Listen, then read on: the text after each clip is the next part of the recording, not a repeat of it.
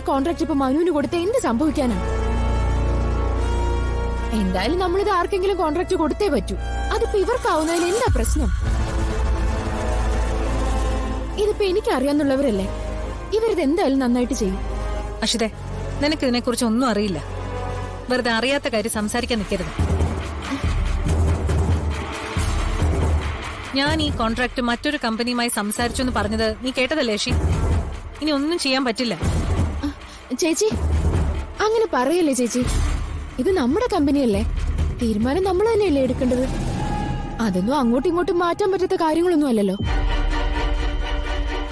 ചേച്ചി പറഞ്ഞു വെച്ച കമ്പനിയോട് തീരുമാനം മാറ്റിയെന്ന് പറഞ്ഞിട്ട് ആ കോൺട്രാക്ട് മനുവിന് കൊടുത്താൽ എന്താ? ഇവർക്കത് വാങ്ങിച്ചു കൊടുക്കാന്ന് ഞാൻ വാക്ക് പറഞ്ഞതാ. ഇനി അത് പറ്റില്ല എന്നൊന്നും പറഞ്ഞാൽ ശരിയാവില്ല. ഡിസിഷൻ നമ്മൾ എടുക്കേണ്ടതാണെന്ന് പറഞ്ഞ് തോന്നിയതുപോലെ തീരുമാനം എടുക്കാനൊന്നും പറ്റില്ല അഷിതേ. അങ്ങനെ എടുത്താ അത് ശരിയാവുകയില്ല. ബിസിനസ്സിൽ കുറച്ച് എത്തിക്സ് ഒക്കെ ഉണ്ട്. അതൊന്നും കളഞ്ഞൊന്നും ചെയ്യാൻ പറ്റില്ല അഷിതേ.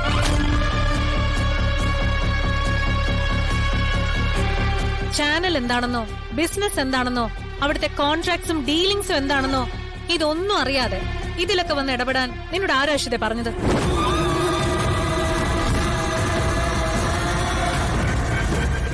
നീ അവർക്ക് വാക്ക് കൊടുത്തൊന്നും പറഞ്ഞ് എനിക്കൊന്നും ചെയ്യാൻ പറ്റില്ല. ഇനി അങ്ങനെ എന്തെങ്കിലും ചെയ്യേണ്ടി വന്നാലും ഇവർക്ക് ആ കോൺട്രാക്ട് കൊടുക്കാൻ പറ്റില്ല.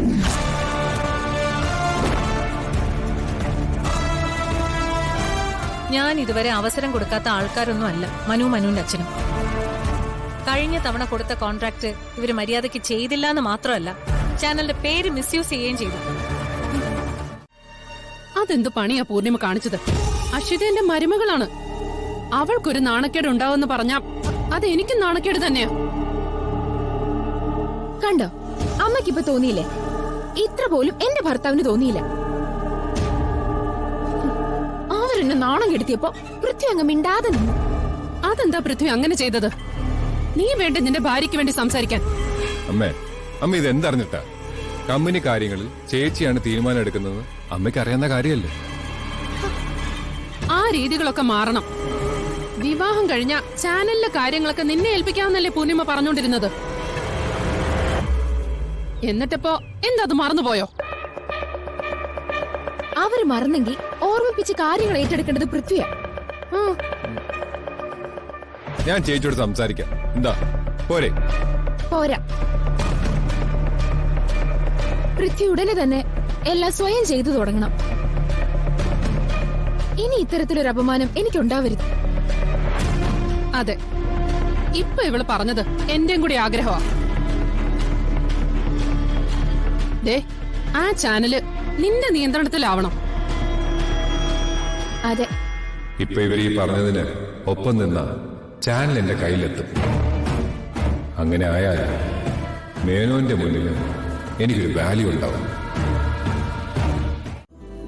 ഇല്ല, നിങ്ങളെന്താ കാണുമെന്ന് പറഞ്ഞ്? അല്ല, അത് ഞങ്ങൾ പറയുന്നത് ചേട്ടന് ഇഷ്ടാവോന്നറിയില്ല. അതെന്താ അങ്ങനെ ഒരു കാര്യം? ഞങ്ങളിപ്പോ സംസാരിക്കുന്നത് ധ്വനിമോൾക്ക് വേണ്ടിയാ.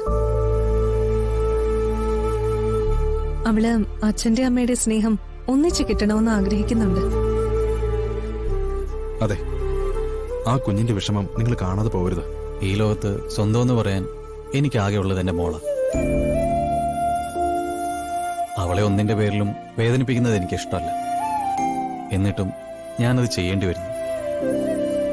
കുഞ്ഞിനെ ഇത്രയും സ്നേഹിക്കുന്ന ചേട്ടന് കുഞ്ഞിനു വേണ്ടി കുറച്ച് വിട്ടുവീഴ്ചയ്ക്ക് തയ്യാറായിക്കൂടെ?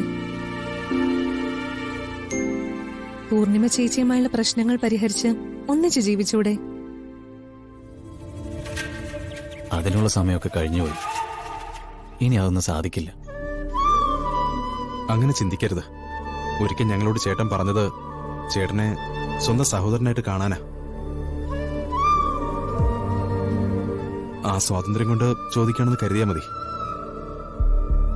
എന്താണ് നിങ്ങൾ തമ്മിലുള്ള പ്രശ്നം? ഞങ്ങളോട് പറയുന്നതിന് കുഴപ്പമില്ലെങ്കിൽ പറഞ്ഞൂടെ? പ്രശ്നം ഞാൻ തന്നെയാണ്. എന്റെ ഈ സ്വഭാവം അതായിരുന്നു പ്രശ്നം. അതിനാരെയും കുറ്റം പറഞ്ഞിട്ട് കാര്യമില്ല. എന്റെ സ്വഭാവം ഇപ്പോഴത്തെ പോലെ മാറ്റാൻ അന്നും ഇന്നും ഞാൻ ആഗ്രഹിച്ചിരുന്നില്ല. മനസ്സിലായില്ല. മനസ്സിലാക്കാൻ മാത്രമൊന്നുമില്ല. പൊട്ടിപ്പോയൊന്നും കൂട്ടിക്കെട്ടാൻ ആർക്കും സാധിക്കില്ല. അഥവാ കെട്ടിയാലും ആ കെട്ട് മുഴച്ചിരിക്കുക തന്നെ ചെയ്യും. എന്റെ മോളെക്കുറിച്ചോർത്ത് അവൾക്ക് വേണ്ടി എന്നോട് സംസാരിക്കാമെന്ന നിങ്ങളോട് എനിക്ക് സ്നേഹം മാത്രമേ ഉള്ളൂ.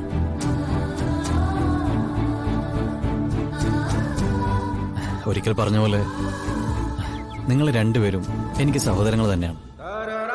ആ സ്നേഹവാധികാരം കൊണ്ട് പറയാണ്. ഇനി നമുക്ക് ഈ വിഷയത്തെക്കുറിച്ച് സംസാരിക്കണ്ട. അത് ചേട്ടാ, അപ്പൊ ശരി, നമുക്ക് പിന്നെ കാണാം. അല്ല ചേട്ടാ,